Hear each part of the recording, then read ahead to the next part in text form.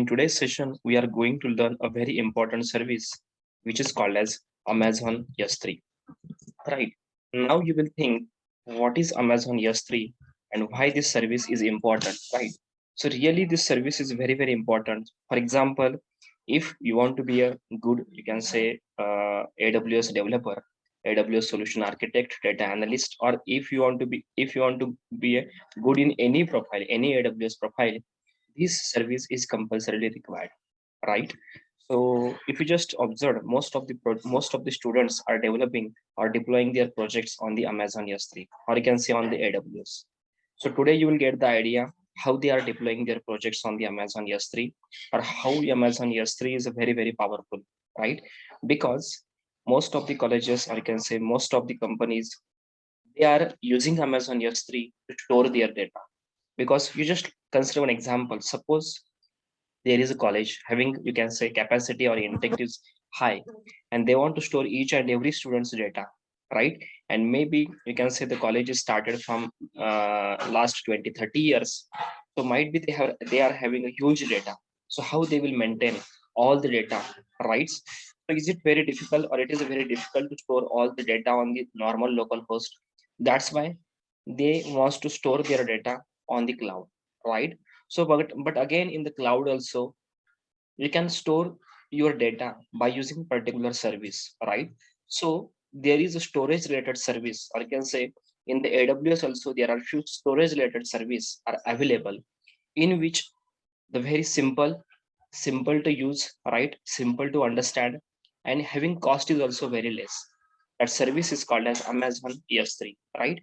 Now the question is, why this is called as ES3, right? Because there are 3 years. Because there are 3 years. The first years is considered as or called as a simple, right? The second years is called as a storage, and the third years is called as a service. That's why I mentioned the service is very simple to use and simple to understand, simple to store, simple to retrieve, right? That's why this is called as simple storage service. So let us assume you already created your AWS account, right? So I will just assume this is our AWS account. In the AWS account, all of you know that you are selecting the regions, right? You are selecting the region. So let us consider you have selected a Mumbai region. Which region? Mumbai region. And under the Mumbai region, suppose you are storing your data, or you have selected the availability zone as AP South 1A, right? AP South 1A. Hope so all of you know that this is called as a region. This is your region. And what is AP South 1A? This is called as availability zone.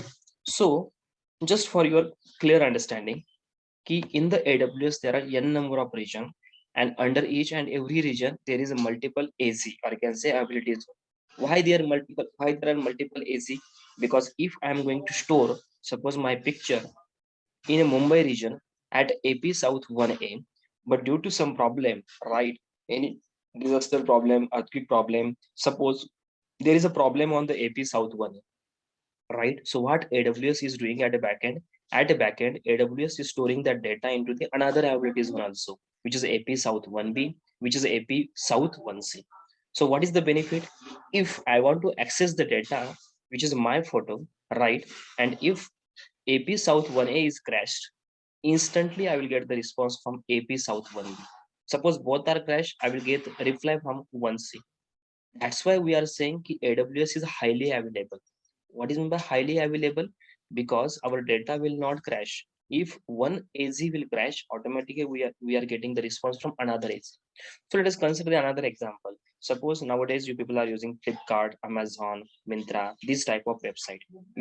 On that website there are n number of users. So they are writing a query called as www.mintra.com, flipkart.com. But how instantly they are getting the reply, right? Because it is very difficult to give the response from single region, from single availability zone. Our data, our website is available on multiple availability zone. That's why each and every user handled by AWS, they are getting the quick response. Got it? So if you just attend the complete course of AWS, you get maximum idea how it is happening at the backend and all, right? But today I will try to explain you the maximum things. So let us assume this is our AWS account. in which we just entered, means we just log in, right? And now we are at a region called as a Mumbai, and here we have selected the availability zone as a AP South 1A, right? So which service we are going to learn? We are going to learn a service called as Amazon S3, right? So let us consider this is our AWS service, right? This is our AWS service having name is Amazon S3, having name is Amazon S3. So what you know about S3? Now you know only S3 is a simple storage service. We can store our data here. We can host, we can launch our website. So anybody from world can easily access our website or access our application, access our project. That's why we are going to use Amazon S3 service. Now we'll try to understand maximum thing about the Amazon S3. So what is S3? What steps you need to follow while working on the Amazon S3, right? So try to understand. Suppose in a normal scenario, right? In the normal scenario, when you are working with your laptop, right? In the laptop, you are creating, means suppose there are some drive, local disk C, local disk D, maybe E and F. So these are the drive. So in that drive, you are creating the folder. What people are doing? You people are creating a folder in that drive. Suppose this is my movie folder or this is my educational data folder, right? In which I am uploading or I am storing all the data, right? But what is the drawback of this physical device? Suppose this physical device is not with me, I'm not able to access this data. Got it? In the same fashion, in the same fashion, we are going to do or we are going to play with the AWS service, right? So let us understand. See, this is your Amazon S3, right? I'm just taking this AWS S3 out, right? As out. So this is my Amazon S3. In the Amazon S3, there are few terminologies we need to understand. The first terminology is bucket. What is the first terminology? The first terminology is bucket. So this is your bucket, right? Your bucket is looks like as a bucket only, right? So what is this? This is your bucket. So what is a bucket? Bucket is just like as your folder. Bucket is just like as a folder is in which we can store anything. So try to understand what is the bucket. Bucket is just like as a folder in which we can store anything, right? And now we are going to store something. So what is that, right? So let's assume key I have put my PDF file, I have put my MP3 file, then this is my MP4 file, this is my Word document, right? This is my subfolder, means there is a folder inside the folder. Is these are my data, right? So these data is called as object in the technical word, right? AWS, what is the technical name of these things? The technical name of this circle are objects, right? So what is the object? Again, I am repeating. What is the object? The objects are nothing but entity which we are storing into the bucket. And what is the bucket? Bucket is just like as a folder.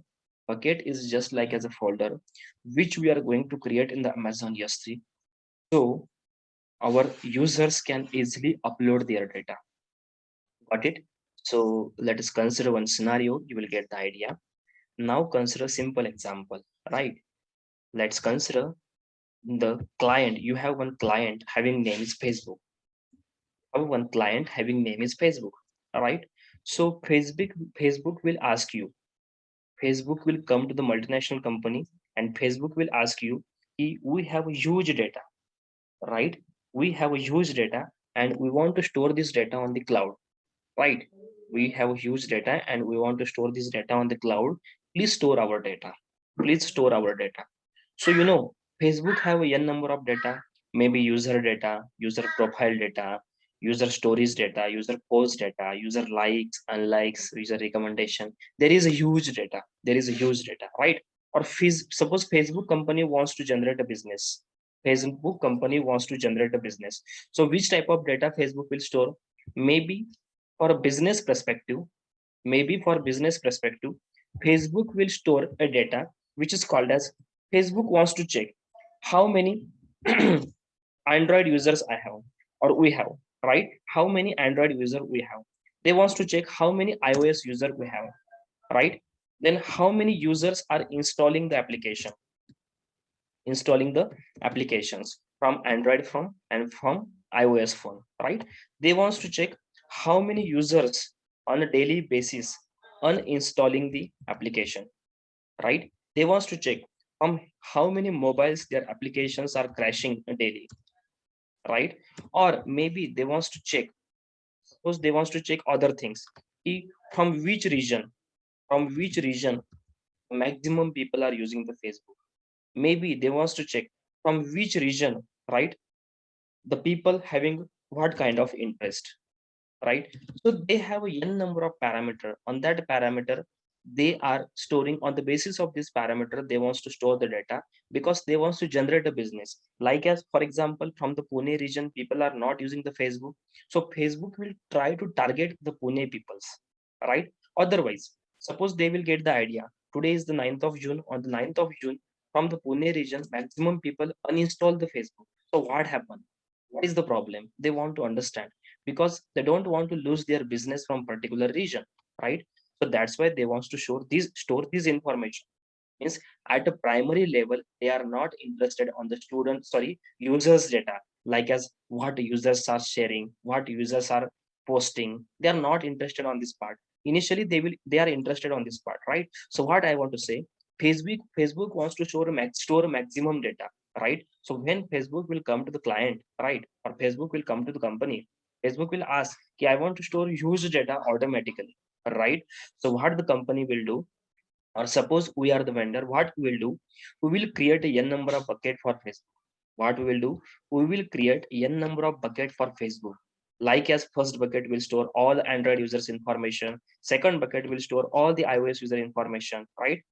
Yeah. So how we are going to create, means for what purpose we are going to create a bucket, right?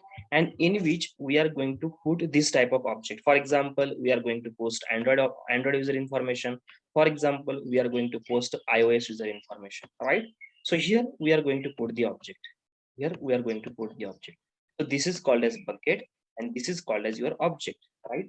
So in the first thing, we will try to understand how to create a bucket, how to create object, right? Now see what I'm going to show you. First, I'm going to show you how to use AWS S3, in which first we will create a bucket, right? Then second one is we will create object. We will create object, or simply we will upload the object. We will upload the object, right?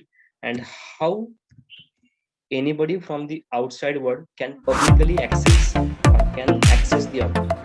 That part what we will